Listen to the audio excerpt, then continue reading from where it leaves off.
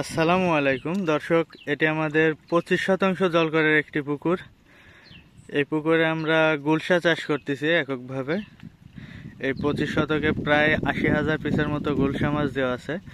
যদিও মাছের পরিমাণটা বেশি হয়ে গেছে, এত মাছ দেওয়া উচিত হয়নি, সেই কারণে মাছের গ্রোথটা খুব একটা ভালো হচ্ছে না। এখন দেওয়া হয়ে গেছে, এটা তো আর কিছু করা যাচ্ছে না, যা হচ্ছে এভাবেই রাখার চেষ্টা করতেছিলাম, লস লাভ পরের হিসাব। তো এই যে আজকে চুন দেওয়া হচ্ছে। এই 25 শতক জায়গায় আমরা 10 কেজি চুন দিচ্ছি। এখন যে লাইনের আছে আমার গুলশা মাছ হয়তোবা 200 থেকে 250 পিসে কেজি লাগবে। যখন আমরা ছাড়ি তখন ছিল প্রায় 5000 পিসে কেজি, আর এটা মোটামুটি 2 মাসের মতো বয়স হয়েছে।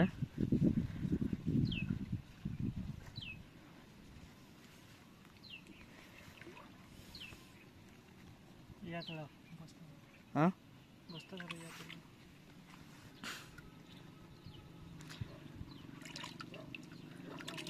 অত সিপা লাগবে না, এমনি বস্তার মধ্যে। দর্শক, আমরা যে চুনের দোলাগুলি সেগুলা উঠাই ফেলাচ্ছি ওর মধ্যে থেকে। কারণ হয় কি, গুলশা মাছ যখন এগুলো আমার পুকুরের মধ্যে পড়ে, মাছ যদি এখানে খাদ্য মনে করে ঠোক দেয় তাহলে মাছ মারা যাওয়ার সম্ভাবনা আছে। আমাদের এমনও হয়েছে, মাছ মারাও গেছে। তো সেই কারণে আমরা দোলাগুলি উঠাই ফেলাচ্ছি আর কি।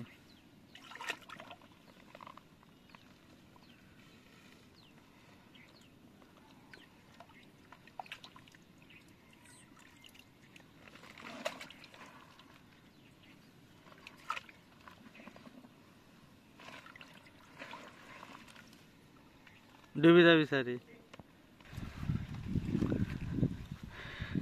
এই যে দেখুন, চুন ছিটানো হচ্ছে, একেবারে বেশি করে পানি নিয়ে চুনটা একেবারে পাতলা করে তারপরে ছিটানো হচ্ছে।